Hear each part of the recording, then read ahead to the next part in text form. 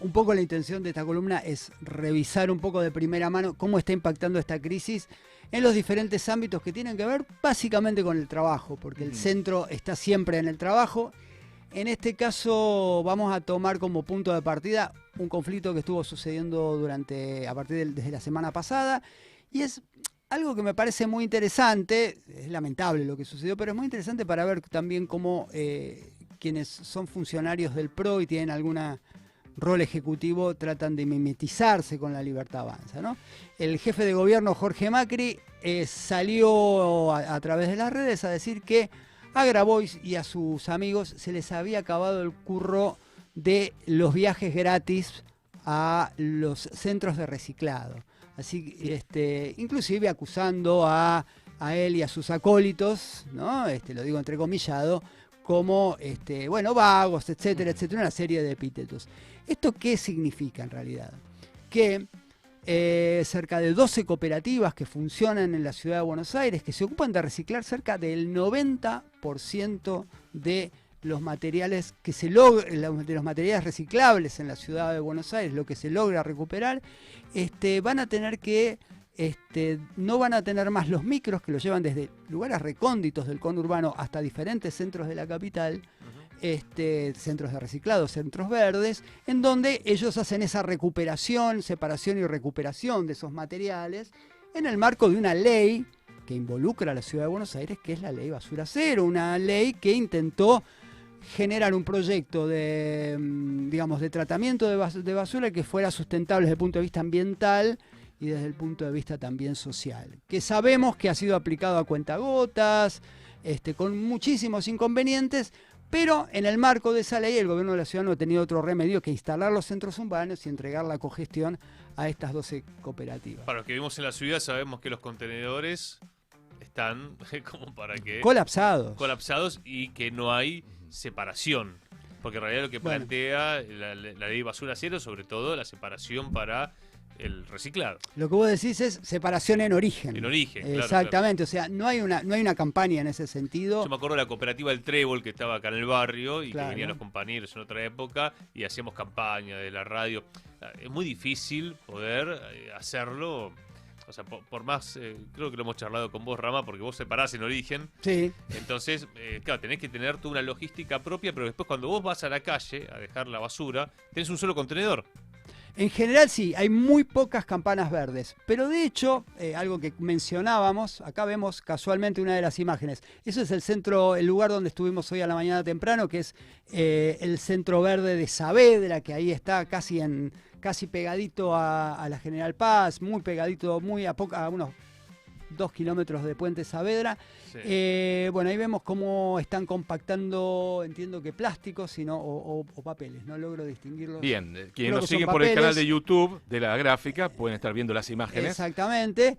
Si querés pasamos a las dos siguientes, en donde vemos a los trabajadores y a las trabajadoras. Es un trabajo que se realiza en cogestión entre la cooperativa a cargo del Centro Verde y trabajadores y trabajadoras de la Dirección General de Reciclaje. Ramiro, como soy una persona muy mal pensada, pero muy mal pensada, te conozco, sí, me obliga a hacerte una pregunta casi obligatoria.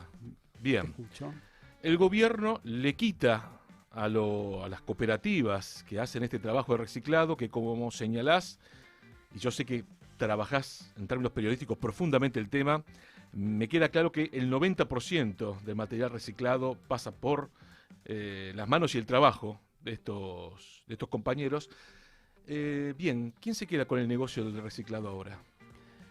Bien, habría que preguntárselo. En general, el gran negocio del reciclado tiene que ver obviamente con el proceso de transformación y comercialización de esos productos, en donde el gobierno de la ciudad tiene un importante rédito, y después hay empresas privadas más grandes que se encargan, digamos, de la cadena, de la parte más dulce de esa cadena de valor, que no es precisamente la recuperación, digamos. Pero si les parece, vamos a escuchar a Jessica Espíndola, que cuenta en realidad el conflicto que en este momento están llevando adelante. Espíndola Jessica, soy compañera del MTE Cartonero. Hoy en día estamos teniendo un conflicto con el transporte que nos trae a nuestro lugar de trabajo. Esto no es un privilegio, sino es un derecho ganado hace años.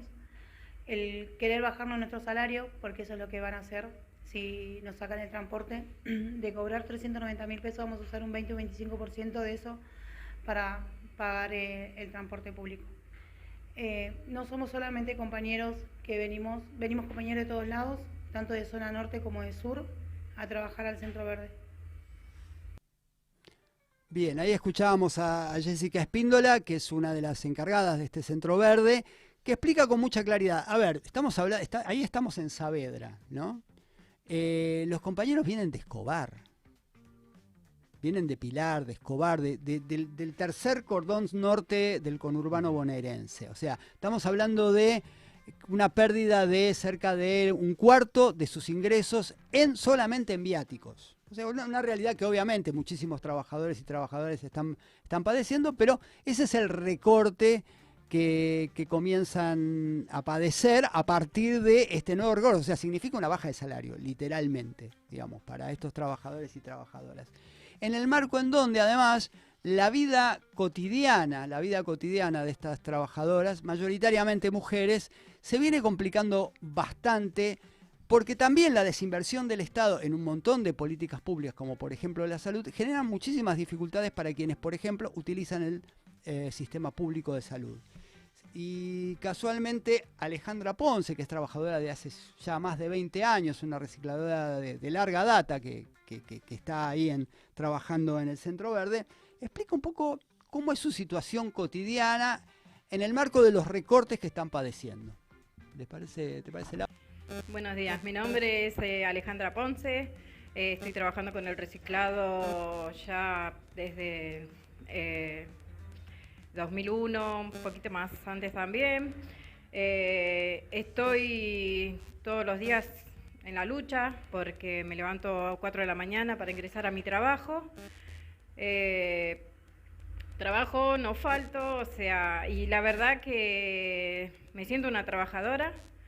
Y todo esto de los recortes, todas estas cosas que están pasando, a mí me afecta muchísimo, incluso con lo de la salud. Tengo un nene oncológico, tengo 3 nietas menores a mi cargo y la verdad que cada vez lamentablemente nos sentimos peor gracias a los recortes que está haciendo este gobierno, con todo lo nuestro, más allá de la salud, más allá de nuestro trabajo y de todo lo que está haciendo.